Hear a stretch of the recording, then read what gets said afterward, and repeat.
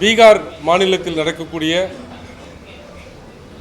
வாக்காளர் திருத்த பட்டியல் எவ்வளவு மோசமான விளைவுகளை ஏற்படுத்தி கொண்டிருக்கிறது என்பதை நாடே பார்த்து கொண்டிருக்கிறது. ஏறக்குறைய 65 லட்சம் வாக்காளர்கள் தங்களுடைய வாக்குகளை இழந்து நிற்கிறார்கள். அதற்கான உரிய விளக்கத்தை தேர்தல் ஆணையம் அரசியல் கட்சிகளுக்கோ உச்சநீதிமன்றத்திற்கோ தர மறுக்கிறது. இந்தியா கூட்டணியில் ஒரு மிக முக்கியமான அங்கமாக விளங்கக்கூடிய திராவிட முன்னேற்றக் கழகமும் இந்த தேர்தல் ஆணையத்தினுடைய செயலை எதிர்த்து போராடும். எனினும் கூட தமிழ்நாட்டில் அப்படி ஒரு சிறப்பு திருத்த முகாம் நடத்தப்பட்டால் அதற்கு எல்லா துறையிலும் சட்ட ரீதியாகவும் அறிவியல் ரீதியாகவும் களத்தில் நாங்கள் தயாராக இருக்கிறோம்.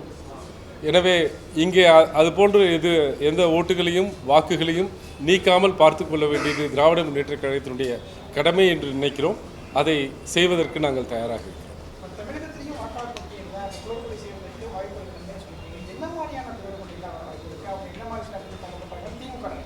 அதாவது அந்த சிறப்பு திருத்த வாக்காளர் பட்டியல் இருக்கு இல்லையா, அதில் என்ன முக்கியம் அப்படின்னு கேட்டிங்கன்னா, முதல்ல எல்லா வாக்காளரும் ஒவ்வொரு வாக்காளரும் ஒரு படிவத்தை நிரப்பி தர வேண்டும். அப்போ தான் அவர் வாக்காளர் ஆக முடியும்.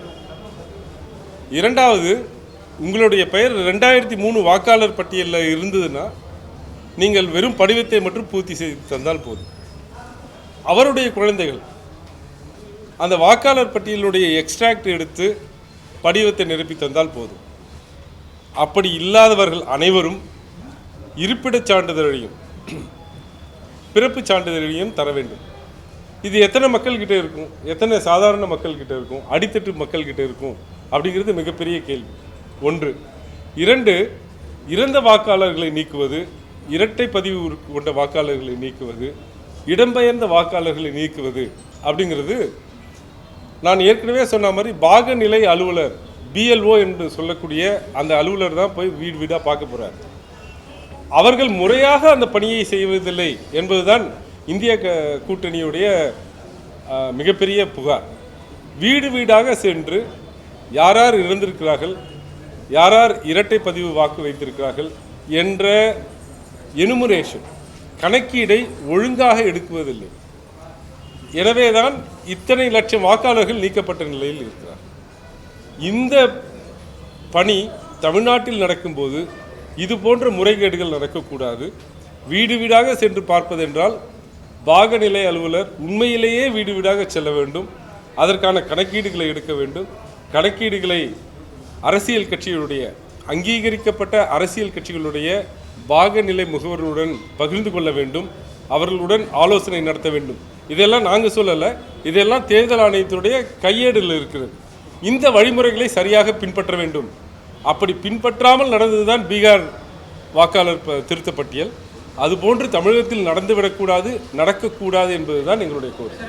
பீகாரில் வந்து எலெக்ஷன் 3 months தான் இருக்குது. இப்போ கடைசி நேரத்தில் பண்ணாங்க. இப்போ நம்ம வந்து கண்டிப்பாக தமிழ்நாட்டிலையும் பண்ண போகிறோம்னு சொல்கிறாங்க. பட் ஆனால் அது இயர்லியாக பண்ண சொல்லி நீங்கள் எதுவும் கேட்டிருக்கீங்க? நிச்சயமாக நாங்கள் கேட்டிருந்தப்ப தலைவர் அவருடைய வழிகாட்டுதலில் எம்பிக்கள் வந்து தேர்தல் ஆணையத்தை சந்தித்த போது நாங்கள் குறிப்பாக இதைத்தான் கேட்டோம். பீகாரில் இருக்கக்கூடிய 7,34,00,000 வாக்காளர்களும் வெறும் 30 நாட்களில் நான் குறிப்பிட்ட அந்த எனுமரேஷன் ஃபார்மை பூர்த்தி செய்து தர வேண்டும் என்றாங்க. Humanly impossible. அதே போன்று தமிழகத்தில் நடத்துவீர்கள் என்றால் இங்கே இருக்கக்கூடிய 6,34,00,000 வாக்காளர்களுக்கு 1 மாதம் கொடுத்தால் போதாது. அவர்கள் உரிய ஆவணங்களை பெறுவதற்கும் படிவங்களை பூர்த்தி செய்வதற்கும் குறைந்தபட்சம் 2 மாதங்கள் அவகாசம் வேண்டும் என்று கேட்டோம்.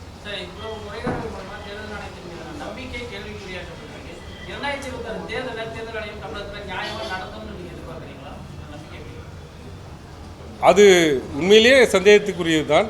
ஆனால் திராவிட முன்னேற்ற கழகத்தினுடைய அடிமட்ட தொண்டதிலிருந்து தலைமை கழகம் வரை இதில் உறுதியாக களத்தில் இருந்து போராடுவதால் அந்த முறைகேடுகளை அனுமதிக்க மாட்டோம்.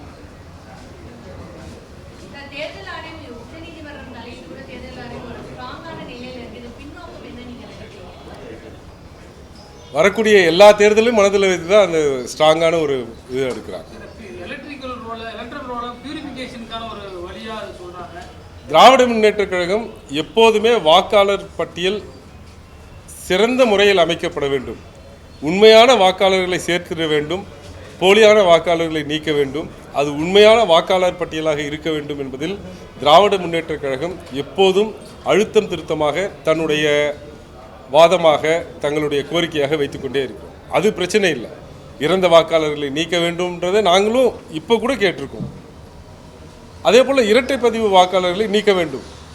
ஆனால் நீக்கப்படுபவர்கள் உண்மையிலேயே இறந்தவர்களாக இருக்கணும்.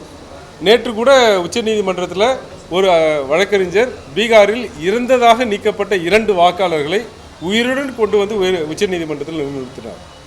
அது போன்ற முறைகேடுகள் நடக்கக்கூடாது தான் எங்களுடைய வாதம்.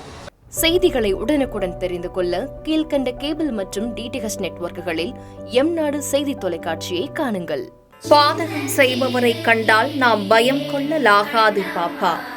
மோதி மிதித்துவிடு பாப்பா, அவர் முகத்தில் உமிழ்ந்துவிடு பாப்பா. அண்மை செய்திகளை உடனுக்குடன் தெரிந்து கொள்ள இணைந்திருங்கள் எம்நாடு தொலைக்காட்சியுடன்.